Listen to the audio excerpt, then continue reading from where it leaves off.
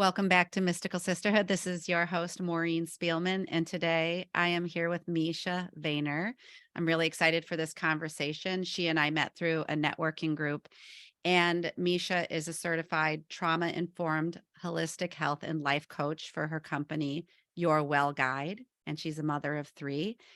And the reason, or one of the reasons I was taken with Misha's story and really wanted to have you on today, Misha, is because you're always very open with your journey, with your health journey, which showed up for you in your body and body manifestations of things that were going underneath the surface for you.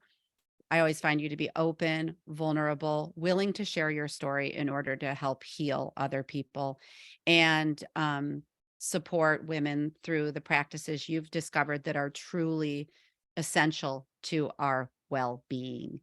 And so I'll just welcome you here saying that. So hello, thanks for being here. Hi, thank you so much for having me. Yeah, you're so welcome.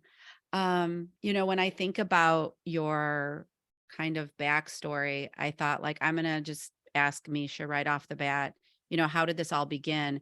And I know that you're gonna start wherever you think you should start with that, because if we begin of when you started to become ill and see manifestations in your body of illness, you could start there, or you could start further back, or we can jump around. So Perfect. wherever you feel comfortable. Yeah, so I think what I'll do is I'll start with where the awareness came to me, and then I'll take it from there. Hmm. Um, about 10 years ago, I found myself um, completely at rock bottom. I had a uh, former career in fashion, and I had a retail concept store that I went into business with a partner. And the short and the long of it is that, or the short of it is that my business partner did some shady things that led to me getting a $5 million lawsuit, which was devastating to me. And this was very traumatic, not just from from a financial standpoint, but also from a betrayal standpoint, and also from a standpoint of this was a dream that I had worked towards since I was 7 years old. And there was a whole bunch of other things tied up in this.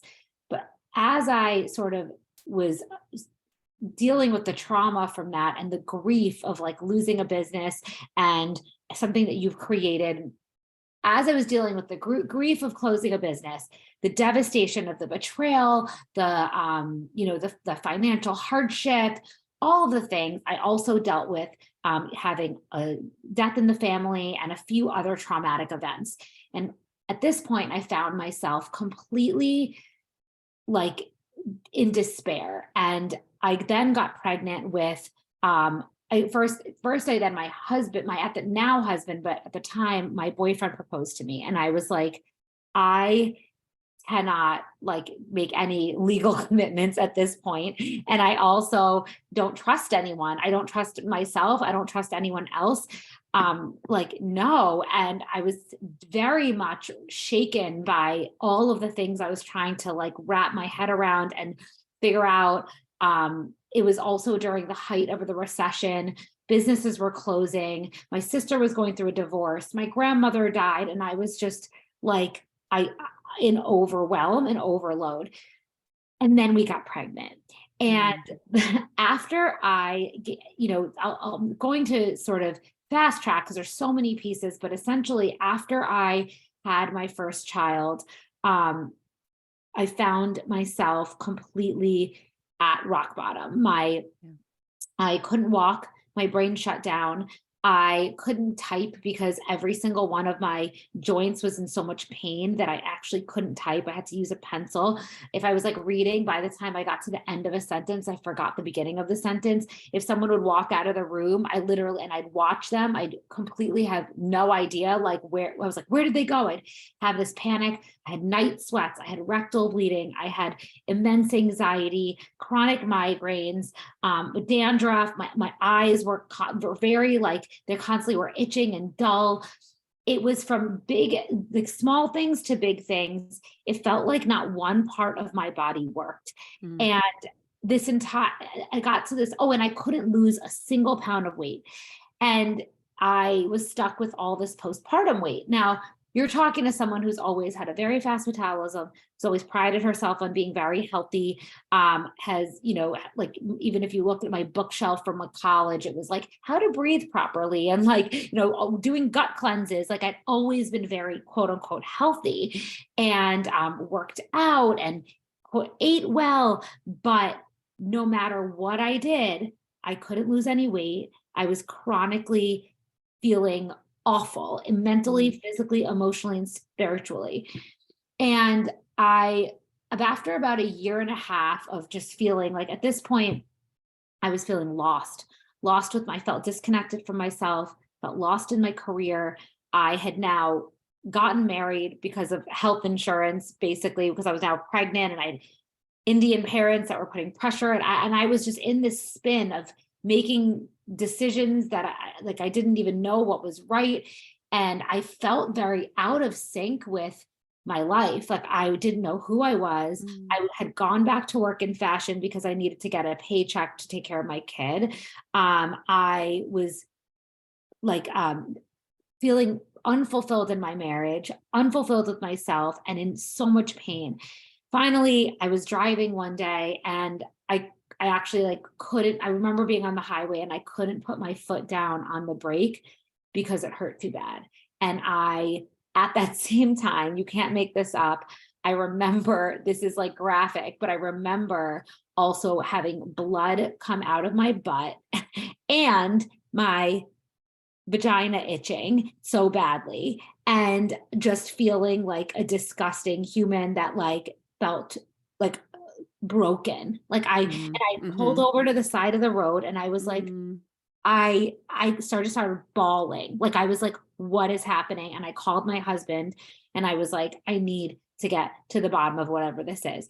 And by the way, over the course of that past year that I had just gone through, or when I was at this point, my daughter was 9 months old. So I guess for the 9 months prior, I had been searching, I'd been going to, endocrinologists, I'd been going to rheumatologists, sports medicine doctors, gastrointestinal doctors. Like I had gone to everyone and everything was like, everyone was telling me there was like nothing wrong with me, that there was, everything was coming back like fine all the time, CAT scans, bone scans, everything. And I was in a walking boot for a year, mind you. I had gone on my honeymoon in a walking boot.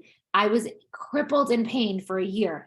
So, I mean, there's so many details to it, but essentially at that point, when I called my husband, that was like the moment I'll never forget. And I was in this holistic, like birthing group that there was like an email listserv because I had a home birth and it was part of this community. And I knew that they would probably have some sort of resource. So I reached out, asking for recommendations, and I was led to a functional doctor who, I went to. And initially, so what he first told me was like, essentially, I was extremely depleted from all of the stress, all of the trauma. And by the way, he didn't completely break it down like this, but essentially I was depleted from the stress and the trauma. And I was so, I had, because of that, I had malabsorption where my body wasn't able to absorb the nutrients. I had, leaky gut, which was also part of that. And, my gut bacteria was all off. This was causing insane inflammation. My brain had shut down because my body, because it couldn't absorb the fat. It wasn't, my brain actually shut down from not having enough fat. I also was not eating enough fat because I was trying to lose weight. I was also adding stress to my body by trying to work out to lose the weight when my body was already in a deficit. So all of these things. And then I had, various metabolic disorders from high reverse T3 to insulin resistance, all things that I never thought I would have. So we started by, doing a complete, cleansing of my system and repopulating my gut bacteria and adding in tons of herbs and doing weekly IVs and all of these things to basically restore the, bioterrain of my body, so to speak, which, it was really remarkable because from that week to 6 weeks later, I lost about 20 pounds. My hair was shinier, my eyes were brighter, my brain turned on. I had no joint pain. Like it was just remarkable. However, about that 6 week point, it was definitely, I would say, like a good like 15% of my that wasn't, still needed work. And I found out that day that I was pregnant again. Mm. So now, and PS, over that 9 months before, I had a miscarriage as well. So it was interesting. Anyway, over that, I was now working in fashion, doing, when I learned this, and at this point, I was fascinated. And to give context, this was about 2011, I think, or maybe it was 2012. And this was even before, paleo wasn't a thing. And I remember being fascinated by like the fact that I didn't know this and feeling like every woman needs to know this, because how is it that I've been torturing myself and working out more? Like I couldn't believe even the things that he was telling me, that like I needed to stop working out, and all of a sudden the weight, came off. Mhm. So I first was like, I need to understand everything that's happening in my body, because also functional medicine is expensive. And I was like, I wanted to also be empowered. I kept going to other people, and I'd spent a year and a half asking other people things. And I was like, I want to know so that I have the tools and I feel empowered to like figure out what I need to support my Yeah. body. Yeah. So while I was, working and had this little one and now was pregnant, I went to school at IIN, the Institute of Integrative Nutrition. And over the course of, basically that next 2 years, I had basically had 3 kids in 3.5 years. And it was very much a 3 steps forward, 2 step back process, because of, the fact that I was having all these children and still working. And I kept, every time I would heal a little bit, I would get diagnosed with another stress related issue. And I was going to a Buddhist meditation center. I was doing yoga. I was reading, like, I was doing all the things, quote unquote. And I kept feeling that I was stuck. And even though I was stuck in a certain level of my ability to move forward in my physical health, my mental and emotional and spiritual health were stuck at a level. And I was also deeply unfulfilled and not really feeling in sync with my purpose, my desires in my marriage. Like there was this stuckness. And finally, I kept feeling frustrated. And after maybe, I don't know, the 6th time they diagnosed me, after like kicking and screaming and being like, I'm not stressed. I finally was like, maybe there's something to look at here. And maybe I need to look at like what is causing the stress. So then I started to like get curious, and I started to observe my thoughts. And I definitely did have this part of me that was like, oh, there's no way a working mom of 3 cannot be stressed. Like, what are they, you know what I mean? Yeah. Like, why am I even doing it? But okay, I was also part of me determined to like figure this out, because I was like, I can't live like this. So I started to get curious, and I started to observe my thoughts and myself. And this is when I started to realize that like, oh my God, it's not that I had too many carpools that's stressing me out. What it is when I'm realizing that I have, for example, the carpool, that carpool itself is neutral, but it's my experience that I'm bringing to it. I'm stressing out that I told too many people I'd give their kids a ride home that I couldn't. I didn't have the time for it. I'm worried about like the way I look. I feel like I don't have enough time for blah, blah, blah. I didn't manage my expectation. Like I'm ripping myself apart about being like a bad mom and not having things in a certain way. Right. It was my perfectionism. It was my people pleasing. It was my over controlling. It was my lack of self-trust. It was all of these parts of myself. It was my mind and my disconnection from myself that was causing the trauma, which was causing the stress in my body, which was causing all of these physical ailments. And so now I thought to myself, oh my God, like I'm sitting here taking 70 million supplements and doing all these things to try to heal my body. but I'm only ever able to get so far because that's like painting the leaf of the green, the brown Yeah. leaf green. It's actually not fixing the root of the problem, which is the fact that I'm going to continue to be in this stress response, painting the leaves, if Yeah. I don't actually heal my relationship Mm, with mhm, myself. mhm.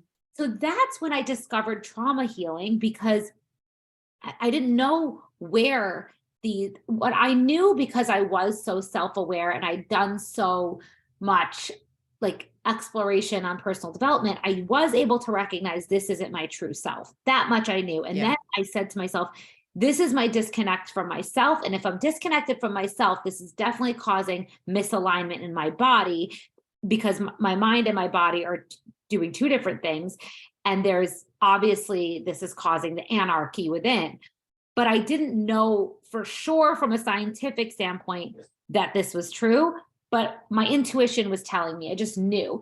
So I followed this and started to, I started working with a therapist and started to understand more about what trauma healing was. And what I learned eventually was that, like, trauma is our disconnect from our sense of self. That's exactly what it is. Essentially, we come into this world fully expressed, fully connected to our truth, fully, whole. And over the first 7 years of our life, we're actually in a hypnotic state where all the messaging that we receive from our caregivers and from the world essentially is the messaging that we take on and what we start to absorb as our own beliefs. There's also certain ways of which our needs need to be met by our caregivers. And if those needs are either not met or violated, that can cause trauma. And essentially, what happens is, throughout our childhood and throughout our lives, when we're receiving certain messages that are even well-intentioned messages, and I'll give some examples there that are basically disconnect us from ourselves. So here's an example. I'll actually just break it down instead of speaking so like loosely. If, for example, as in childhood, we're told, like, from a well-intentioned place, we're being messy, we're playing with paint, we're being like our happy, joyful selves, and we're constantly, don't make a mess, clean up, like you're making it, like we start to feel we're getting shamed for it, we're getting yelled at for it.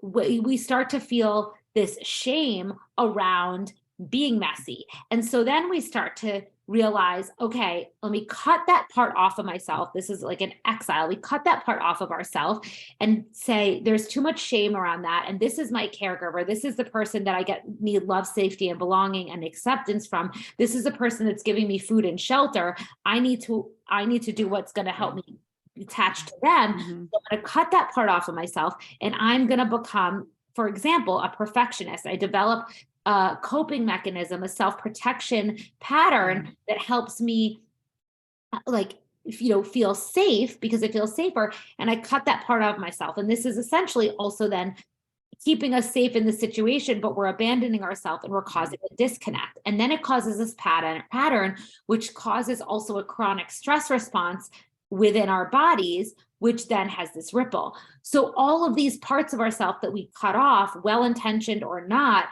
where we receive these messages that create shame, and then we cut that part off, we have all these fragmented parts of ourselves, which are essentially causing us, one, to be in these behavior patterns that are self-sabotaging behavior patterns, also causing a chronic stress response, also what are the foundation of what is causing the gut issues and the physical health issues and the mental, emotional, all of these issues we're experiencing. And when I realized that, I was just like floored, because I realized that the root of our healing is our connection with ourself. Yeah. And I found that to be actually what I also realized was that it's so much easier than we let it be, because when we allow ourselves to do the inner healing and come home to ourselves and let the rest ripple out, because if we're healing our relationship with ourselves and that's releasing the stress, our hormones are in balance, our metabolism is balanced, we're naturally have energy, we're naturally going to sleep as the sun goes down, we're naturally craving whole foods. It's a natural effect. From that place, we don't have to constantly be, searching externally for Yeah. answers and trying the different diets and all the things, Mhm. we can just be in this place of self-trust and knowing our bodies and listening to their wisdom and letting them guide us.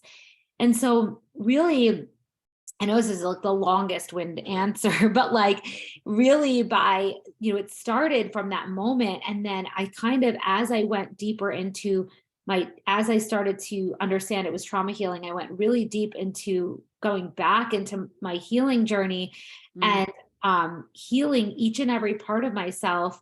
And now, yeah. And so that's kind of like where it started. It's a really amazing story, Misha. Thank you so much for all of that. And I can hear from just the cascade of things that were happening in your life, and all on the outer.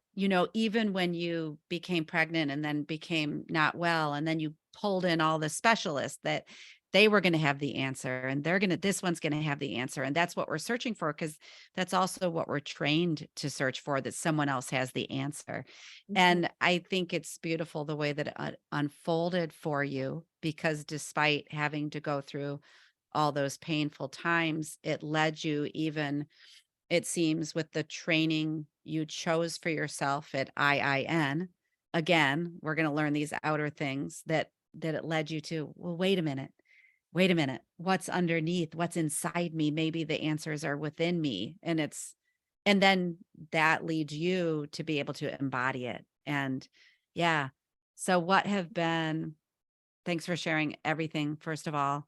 Um, I wonder for you, when you started to then relate to yourself in a different way and ask yourself the questions, that what ways did I show up in my survival self, and what is emerging beneath me? Were there favorite ways of yours that helped you uncover the trauma within, or the experiences that needed to be reparented, those parts of you? What was really integral to your healing? Yeah. So, you know, I think so just I'll start simply and then I initially I feel like I started with like I was dealing with like such massive things at the moment. So I dealt with like present day at the moment where I was just like, how do I get out of Yeah. this place and start to I think the biggest thing was initially was like starting to build self and body awareness so that I could start to identify what was coming up and then how to meet myself there.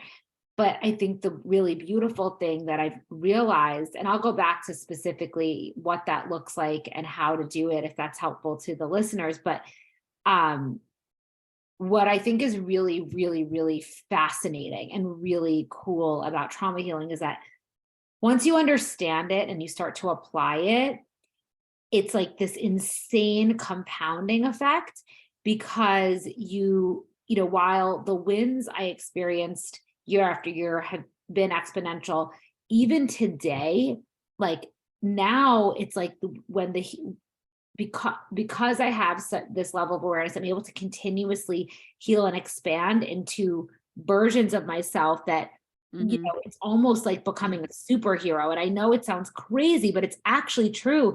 And it's helped me see this awareness that we all are really like these little superheroes running around. And so what was really helpful to me was like knowing firstly that like all the parts of ourselves, even the wounded parts of ourselves, like get to are welcome here and at the table, and like first meeting them with like love and compassion and not shame, and building Mm. the awareness to have an observer voice, our observer sort of hat on, so to speak, and being able to, when those parts of ourself come up, sort of like acknowledging and seeing them, and then starting to get curious around, okay, first, what physical sensations are happening in my body when I'm activated, when this Mhm. trigger comes up.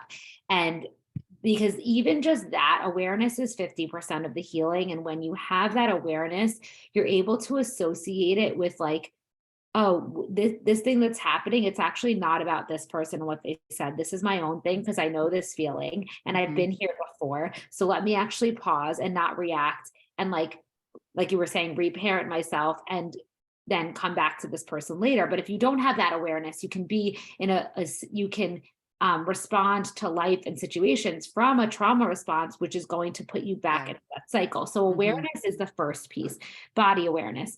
And then from there, recognizing what feelings and sensations come up during that time of that trigger, like specifically what feelings, I'll give an example for me, that I think maybe a lot of people can relate to.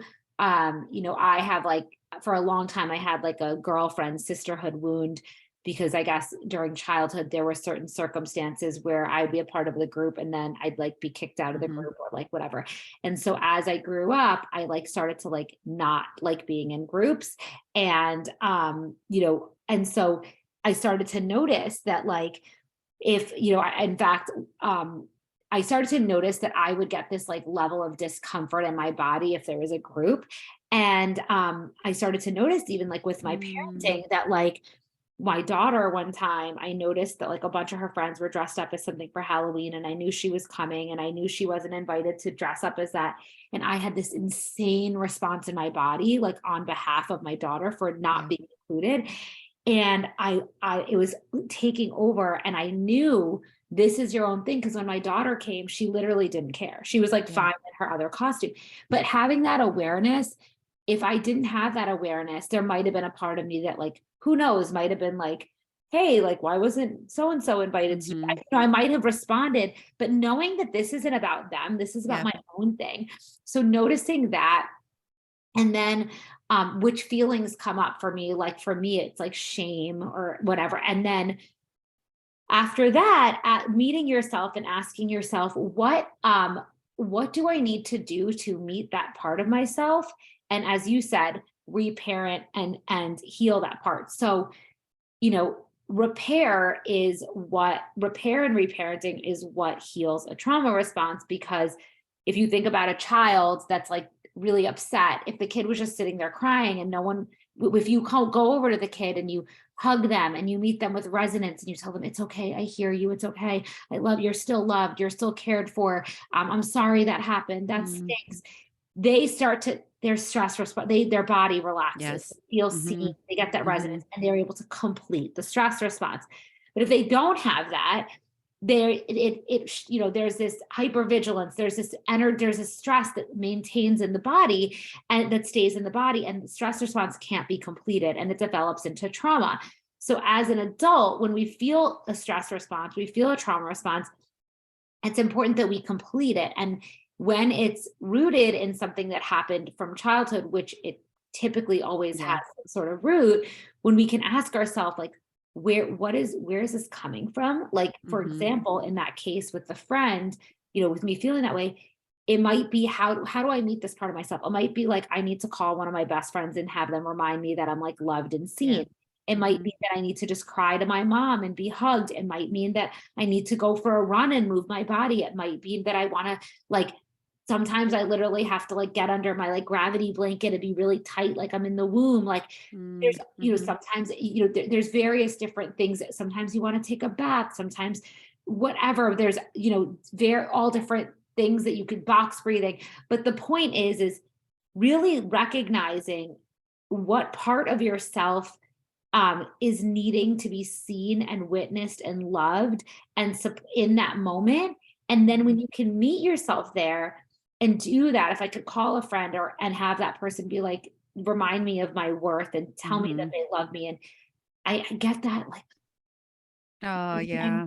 I feel Mhm. seen, it Mhm. completes it. And then what happens is I now have new evidence in my body. My body is now like, oh, like you are seen and loved. You aren't, you aren't like sort of exiled by Yeah. women, whatever it is. You do have that. And then it starts to create spaciousness in my body. And I have more and more capacity, more energy, and Mm. I'm releasing that stress response.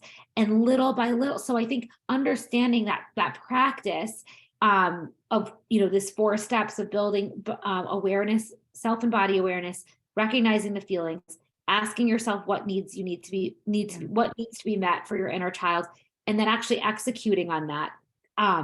Which, because sometimes you might be somewhere and you can't do it, but knowing, okay, when I get home, if I'm like at the grocery store and Yeah.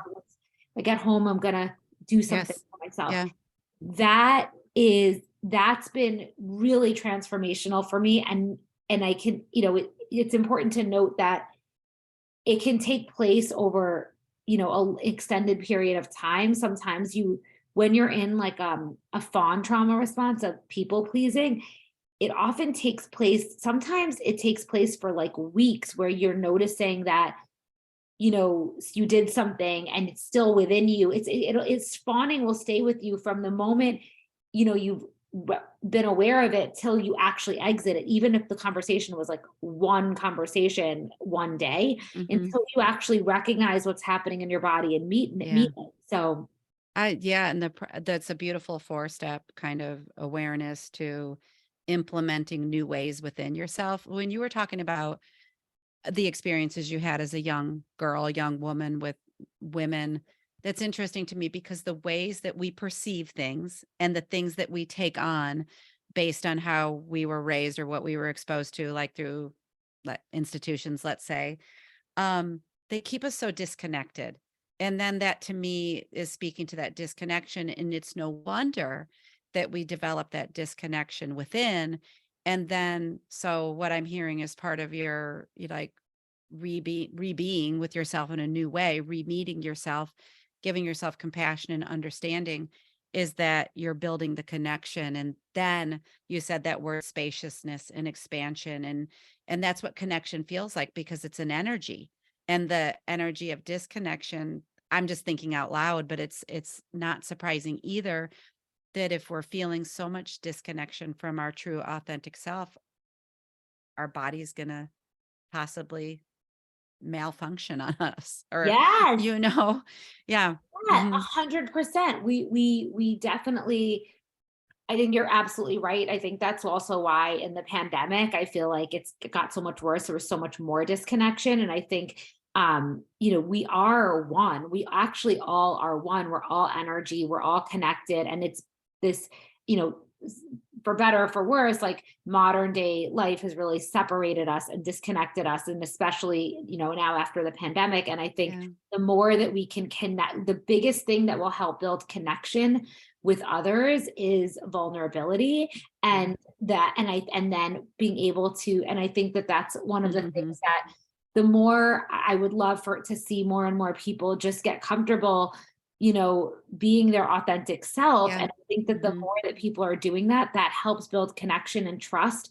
um I do too. you're Yeah. absolutely right. It Hmm. is how we've been, as women in particular, we've been sort of in a culture where, if someone looks so, takes up space or is really like confident, they're too like big for their britches, and you need to knock them down. And I think really being able to celebrate each other and also hold each other in our stuff is Yeah. really important. Yeah. Yeah, I do too. I like the way you were saying too about the parts of us, because it's so important that even if we see we catch ourselves in a pattern ourselves of judging something or someone, it's like, well, take that part of you and give it a hug. And it's there for a reason. It developed for a reason, and it kept us, or that beautiful light inside of us, safe in some way, but it's not serving us anymore. But just to, I think you said something about the table, but welcome it at the table with the perfectionist and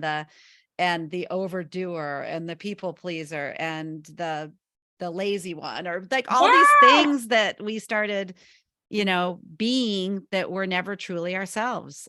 So totally. You know what? welcome them. Yeah. Yes, I Hmm. think, was it Oprah? I wanna say it was Oprah said, or maybe it was someone else, but I think it was her that said, like, the way she, if she has, it's like as if they're all at a dinner table at the dinner, everyone's at the dinner table, but Hmm. you're not gonna they can all be at the table, but they're not at the head of the table. So, like, Hmm. you can, the way that I like, so it's kind of like you're not gonna, I guess the way that I like to see it is like, if I'm driving, I'm not going to let them drive the car. They can be in my car, but I'm not going to let them. I know my true self will still drive, but I can like stay in the back seat. So Yeah. yes, this yesterday morning, I had no desire to go to the gym in any stretch of my imagine. I was just like, I'm not in the mood. But I knew that my highest self would be happiest, my future self would be happiest if I went. I knew that it was for my highest good. I knew that I'd made a commitment to myself. I knew that I was absolutely capable, that it was just my like nonsense getting in the way. And so I heard my mind telling me everything. And I was like, you can be there. It's okay. But like, I'm not going to listen to you. Like, I'm going Mhm. to keep going. And I think that it's to your point, like they can be there. You don't have to get mad at them, but just don't let them drive your car or sit at Mm, the head of the table. mhm, mhm, and they used to, and and until Yes, they didn't work anymore, right. and I do believe that I know that when I sat in my conscious parenting training with Dr. Shafali, she would talk about most of the women who went to do their training were in their 40s and 50s Mhm, because just we're starting to wake up and we're starting to pay attention, like something is misaligned within me. mhm. And she'll say, sometimes someone pops up in their 20s and she's like, wow. But I think that, like you're saying, the more conversations we're having like this, the vulnerability where we feel safe, um, Mhm. it creates more safety, and the work that we do within ourselves, it's creating the safety within our own relationships, but then it's also giving the other permission to come into that safe realm. And if we can, Yes. I don't know if I'm saying that All well, right. but I just feel like this is the call now. And Yeah.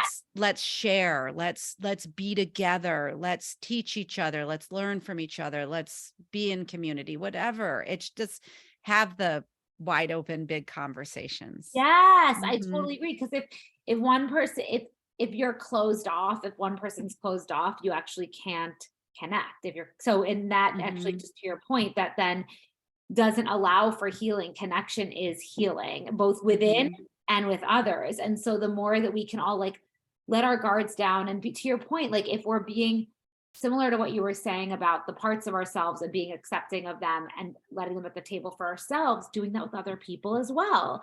Like Mhm. we all have our own wounds. And if we see it come up with somebody else or someone else does something even unintentionally or intentionally harmful to us, being able to see it instead of um see it from a place of them potentially working through their own stuff, them not being, being compassionate.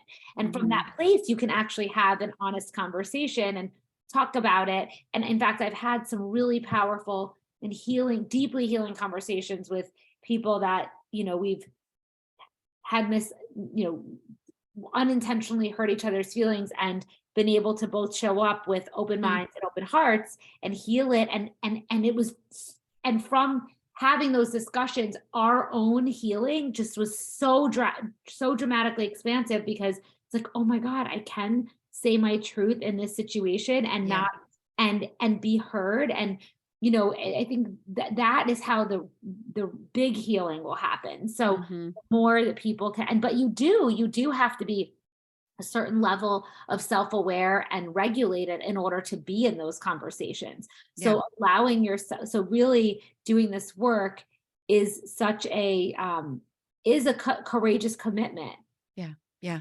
And you said something earlier, I don't remember exactly what, but this idea that it's for all of us, that we're, um, some people might project onto you, oh, this is so, before hearing your story, oh gosh, look at Misha, she's out there, she can show up, with friends, with her clients, on social media, with her family so exuberantly.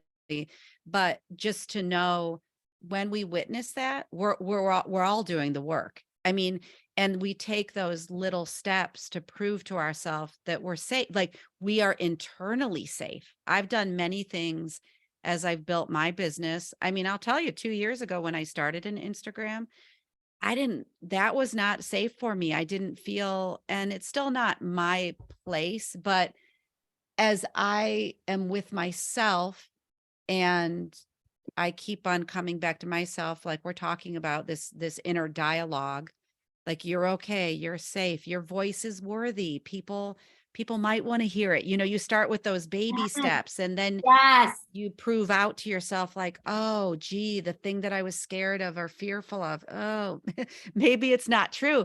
And it's all that resistance we carry inside, but the willingness, it just begins, like you're saying, with the willingness to connect to yourself and start to be so gentle and compassionate and be in a new way.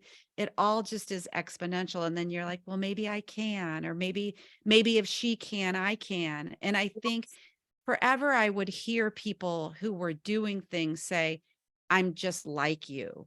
And I would maybe project onto them. No, that's not true. They're more outgoing, or they this or they that. But now I've proven to myself, oh, that I know what they were saying now. And that's what we're here for each other too, whatever it is that someone is seeking to heal or Yes. bring alive out into the world. We're here for them. You're here for them. It's like, Yes. I want to do this work with you. Yes. Mhm. Oh my God. You said so many things I wanted to touch on. One was like about the part of like starting with a small little thing and then it getting easier and easier. And I think that is essentially trauma healing because you're stretching into these growth. So you really, by having awareness of where it's uncomfortable, but knowing that it's for you and knowing that that's your truth and stepping into that growth edge and doing it a little bit by little by being like loving to yourself is you getting closer and closer to healing that wound and expanding. And it is really, really powerful and courageous, but it is possible if you just start small. And it all starts with you noticing, like, I want that thing, but I hear these stories in my head and knowing that, like, these stories are not my truth. This is. And so I'm gonna choose this one and I'm gonna do it really carefully because and then that builds evidence in our body when we do it that one time. You do the live on Instagram or you post the story and like you don't actually die, nothing bad happens, and your body's like, ah, okay. And Yeah. you create a new pattern that I can do this again and you again and again. So that's so cool. And then the other thing that you were saying about people reflecting back to you, you seeing like, oh, I want that. I want that. Like, I think that's so important to hear because it's so easy for us to like see things and then go into shame spirals of like jealousy and feeling like we don't have it or we're not good enough. But by seeing other people live things out that spark something inside of you, actually looking at it as like, what desire of my own is that revealing to me? Because now I get to like thank that person and now I can figure out how I can call that in too. It's just trying Mm. to show you. And also having compassion for the part of yourself that does feel like a little brat, like, because she's okay too, what I mean? Um, Yeah, because she's human. Mm. absolutely. It's such a good tie in together. I want to ask you a question before we go towards the end of our interview. I know that there are so many people, and you don't have to be a mother with young children to feel exhausted. And Yes. I think exhaustion is um, something that's pervasive in our culture. Life is busy. A lot of people are working outside of the home, taking care of children. Even if you don't have kids, there can be a tendency to be doing a lot. But with the work that you do, how I don't think it takes a lot of time to rejuvenate ourselves, Mm. to almost like replenish and nourish in order to meet the next day, or to almost like I'm going to suggest like feel less exhausted. Mhm. And have you found that it is in these personal practices of maybe you don't even need a ton of time, but by coming to yourself, like, can you say a little bit about that, or how you view Yes. that and how that can help the exhausted listener, or if they have someone exhausted in their lives? Because people tend to think that this takes a lot of time. Yeah, no, so I think the productivity wound and like that needing to hustle and overdo it and go, go, go is like so deeply ingrained in us in like modern America for sure, in a patriarchal society, and like where we've literally been conditioned to have to produce and work and constantly go and have these crazy you know, standards of which to work. I mean, there are other countries, they take siestas and they like, they're just in much different environments. It's really intense here. And so it's and a lot of obviously like immigrants that have moved here, and so then their kids grow up feeling like they need to like work, work, work, and I'm one of them. And so it really draws this connection around productivity and worthiness, and there becomes Mm. this lack of safety in our body if we feel like we need to like rest or throw our feet up or watch TV for a little bit. Like I remember at one point I used to like when I started even working for myself, asking my husband, like, is it okay if I watch TV a little bit? Like I felt like I needed permission. Like and I'd feel so dysregulated and guilty afterwards. It's really, and so first I just want to normalize the fact that if you feel that, it's so common. And also from that, first I want to just address that, like, if you feel that, healing that wound will be the most um time saving and productive and transformational thing that you can do for yourself. And what I would recommend in that way is to like literally start small by allowing yourself to like if you feel guilty. Here's an example. One of my friends was telling me she felt guilty like going to get her, she works for somebody else, going to get her nails done during her lunch break 1 week or whatever. And I said to her, I was like, you have to look at like the fact of you getting your nails done during your lunch break as part of your work, because by you doing that, you're able to feel better about yourself and show up differently for work. And it feels uncomfortable, but like do it. And again, like we were talking about, creating that evidence and realize everything's still functioning, everything's fine. Yeah. And so do start small, Yeah. like by allowing yourself like a small thing, like a 15-minute like walk around, 10-minute walk around the block, whatever, when you feel like you Hmm. shouldn't. Hmm. And really try to breathe. The parts of yourself are going to come. I need to run back. I need to get to my computer. Breathe. Remind your body, I am safe. Yeah. Everything's going to be okay. Hmm. Recognize that part of yourself that's coming up, and continue to, like we were saying, stretch into that edge of taking that 10-minute walk, even when it feels uncomfortable. And over time, it'll get easier, and you'll start to actually have more energy and capacity to give to your work or to your kids or to Yeah. your life, that will actually offset all of the energy you're draining for trying to overwork, but you're actually not properly fueled Yes. and regulated.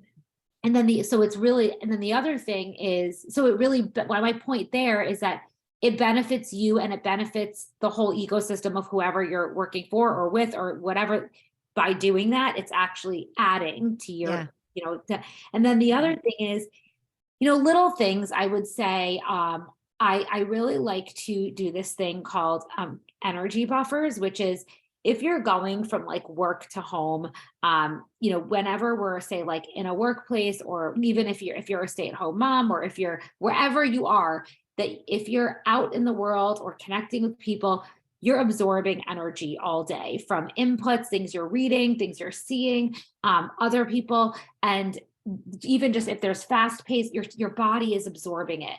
And if we don't like pause periodically, by pausing periodically throughout the day in between when we're shifting, say from work to home, and just taking like a 2-minute like hand on heart, hand on belly, taking a few breaths, or doing a little bit of a shake, or doing some box breathing, doing a 2-minute insight timer meditation, drinking some water, but really just like literally consciously releasing everything you've taken on from like an X Yeah. segment of the day, Yeah. and then walking into your house with the fresh energy and taking in Mm. new energy, Hmm. or then going into the grocery store. Then what happens is by the end of the day, you feel less exhausted and less burnt out, Yeah. because typically there's a culmination and buildup of, you come home from work, you haven't released, and you're exhausted. And then your husband says something to you and you haven't like come back into yourself, and you're built up, you're filled up with all stuff. And then you snap at him and you snap, and you haven't, but if you just take a minute and you kind of like refuel throughout the day, Mm. Hmm. you'll feel a little bit better. Yeah. Yeah. That makes sense. And I feel like I was just thinking, if I feel exhausted, just take it as a cue. You need to connect to yourself, period. Yes. Period. You don't need any more evidence than that. If you feel Yes. exhausted, that's enough. And something you said, it could be a whole podcast, but just how often when I was a young girl or a teen, if I wanted to take time for myself, or if I wanted to do something that was authentically me, I felt like I had to feel bad about it.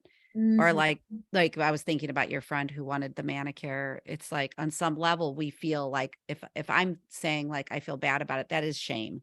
That is, right? Mhm. And so that's a whole nother thing. But just I loved our conversation today. There's just so much light shed on so many areas of healing. So thank you for sharing your story. Where can our listeners find your work and how do you work with people? Yeah, thank you. I so enjoyed it as well. Best place to find me is on Instagram at Misha Mhm. Vayner. I also obviously I have a website, it's mishavayner.com. I'm basically Misha Vayner in all the places.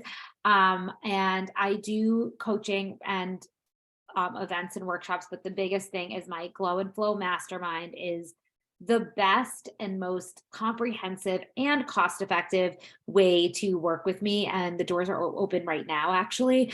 And it's a 6 month experience where I basically take you from like disconnected in mind, body, soul, and life in any part of the spectrum to completely feeling aligned, rejuvenated, deeply connected to yourself, and living a life in flow to your body's natural rhythms and your authentic truth.